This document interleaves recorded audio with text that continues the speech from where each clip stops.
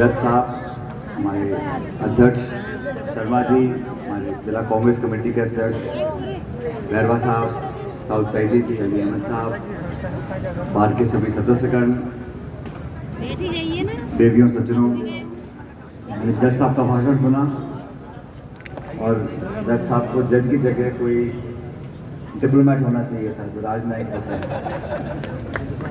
1.5 minute का भाषण और बिल्कुल टू द पॉइंट, जैसा उन्होंने कहा कि गिफ्ट का उद्घाटन करना है, उसके लाभ बता के उन्होंने आप सबको धन्यवाद प्रेषित किया, इसके लिए उनका बहुत धन्यवाद। हकीकत ये कि जितने भी हमारे काले कोट धारक साथी बैठे हैं, कई बार मेरे पर आप लोगों ने ये दबाव डाला कि यहाँ पर हमको लिफ्ट चाहिए, तो मुझे मालूम पड़ा कि जो विधायक कोष से पैसा मैंने दिया उसका सदुपयोग किया आपने। मुझसे पहले का लिफ्ट 10 लाख रुपए में लग जाएगी, मैंने 10 लाख रुपए दे दिए। पता पड़ा कि वकील साहिबान का वजन ज़्यादा है, लिफ्ट बड़ी लगानी पड़ेगी, तो उसके लिए 20 लाख रुपए चाहिए, तो मैंने 10 लाख रुपए और दे दिए। और पता पड़ा कि आपका इस लिफ्ट का सैंक्शन का पैसा वैसे भी जयपुर से आ गया था और वो 20 लाख रुपए आपको मिल गए थे। लेकिन ये देखो, आप सबका प्यार है, आपको विभाग का 20 लाख रुपए नहीं चाहिए था, आपको मेरा 20 लाख रुपए चाहिए था। और आप विभाग के पैसे से लिफ्ट बनाते तो आज हम और आप मुलाकात नहीं कर पाते, आप मुझे कार्यक्रम में नहीं बुलाते, आप तो जज साहब से फीता कटवा देते तो मामला खत्म हो जाता। तो सब संयोग की बात है, वो पैसा वापस करना पड़ रहा है आपको विभाग को, वो अलग बात है 20 लाख रुपए, लेकिन मेरे पैसों से मेरे क्या, आप जनता का पैसा है, विधायक मत से ये अच्छा शुभ काम यहाँ पर हुआ, उसके लिए मैं आपको बहुत बहुत बधाई देना चाहता हूँ। और मुझे अच्छा लगा शर्मा जी ने कहा कि जो निवर्तमान अध्यक्ष है उनका भी बुलाकर स्वागत सम्मान करते हैं, ये अच्छी परंपरा है। ये बार एसोसिएशन के साथ साथ मैं समझता हूँ औरों को भी करना चाहिए, जो भी अभिनेता, नेता, खिलाड़ी सब जो हैं, क्योंकि जो आज वर्तमान है वो निश्चित रूप से निवर्तमान बनेगा, ये जीवन की सच्चाई है। जज साहब, आज आप जज हैं, कल रिटायर भी होंगे। जज साहब, मैं आपसे निवेदन कर रहा हूँ, मैंने कहा आज जो वर्तमान है वो निवर्तमान 100% बनेगा। आज आप जज हैं, कल रिटायर होंगे, आज मैं राजनीति में हूँ, कल पारी खत्म होगी, तो सब लोगों को पता होना चाहिए कि सब चीज़ की समय सीमा होती है। विषय ये है कि उस समय सीमा के अंदर हम लोग क्या और कितना कर पाते हैं,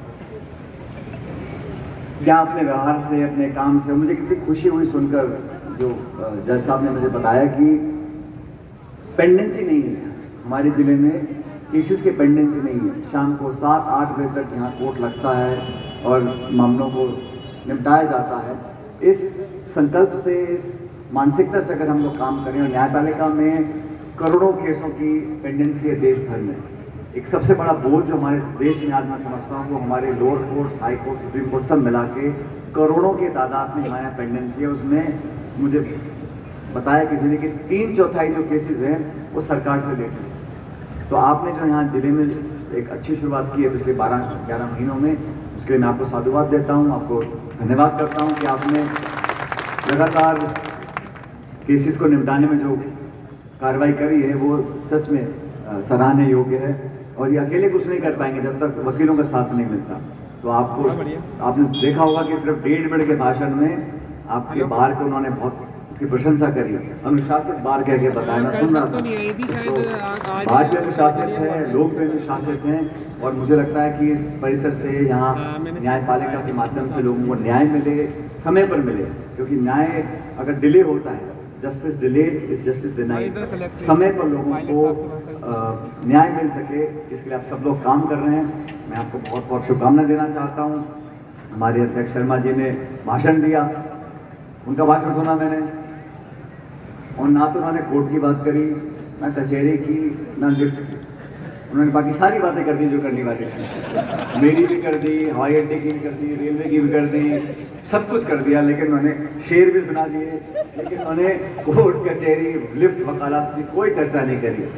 लेकिन ये भी पुराने मने हुए खिलाड़ी हैं, और मैं इनकी जो उनका टर्म, आपका 1 साल का, 2 साल का, 1 साल कितना बहुत पुराने आदमी हो यार, इस पे लिमिट लगनी चाहिए, कितनी बार अमेरिका के राष्ट्रपति सिर्फ 2 बार चुनाव लड़ सकते हैं, जीत सकते हैं, और हर एक की टर्म होती है। लेकिन ये अच्छा है कि देखो नेताओं को पाबंदी नहीं है, आप मेरे 6 बार बनो, 8 बार बनो, 10 बार बनो, तो भारत देश में कोई लिमिट नहीं है। लेकिन क्योंकि ओपन चुनाव में कोई भी लड़ सकता है, लेकिन जो ज़्यादा व्यवहार कुशल होगा, सबको साथ लेकर चलेगा, थोड़ी बहुत शेरो शायरी करेगा, लोगों से नेटवर्क बना के रखेगा, वो लगातार चुनाव जीतते रहते हैं। मुझे अच्छा लगा कि आप सबके अंदर एक अपनापन है। पुराने वकील बैठे हैं बहुत सारे, देखा तो मैं तकरीर साहब, टोकरा साहब, सक्सेना जी, जिनका संपर्क मेरे से रहता है।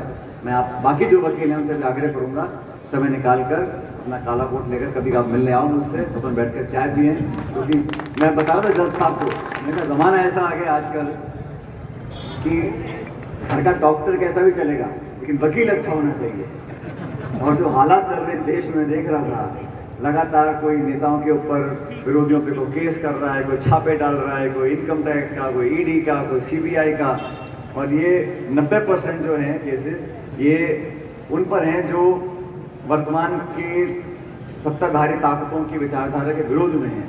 तो ये आंकड़े हैं, मैं नहीं कह रहा हूँ, 90% जो एक्सरसाइज होती है ये एजेंसीज की विरोधियों के, इसलिए घर में फैमिली डॉक्टर कैसा भी हो, लेकिन वकील बहुत अच्छा होना चाहिए। इसलिए आप सबसे मेरा आग्रह है कि आप अपने अपने सुझाव देते रहो।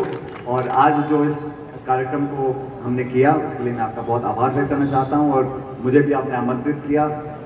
जहाँ तक मन से बातें बोली गई कि शहर के लिए, ज़िले के लिए हमें क्या करना है, बिल्कुल सच है। हमारा ज़िला, हमारा क्षेत्र पिछड़ा हुआ है, इसमें मुझे कहने में कोई संकोच नहीं है। गाँव में भी, शहरों में भी बहुत अपार संभावनाएं हैं विकास की, प्रगति की, और जयपुर से पास होने का जो लाभ हमें मिलना चाहिए वो हम ढंग से अभी तक उठा नहीं पाए पिछले 5-7 दशकों में। जो बाकी शहर हैं जयपुर के पास, उनमें ज़्यादा विकास हो सका। पिछले 4-5 सालों में हमने कोशिश करी, कुछ कोरोना का काल आ गया, बाकी दिक्कतें आई, लेकिन फिर भी मैं कुछ विकास कार्यों का आज निरीक्षण कर आया हूँ। अच्छे यहाँ पर बड़े इंस्टीट्यूशंस, बड़ी बिल्डिंग निर्माण के काम होंगे।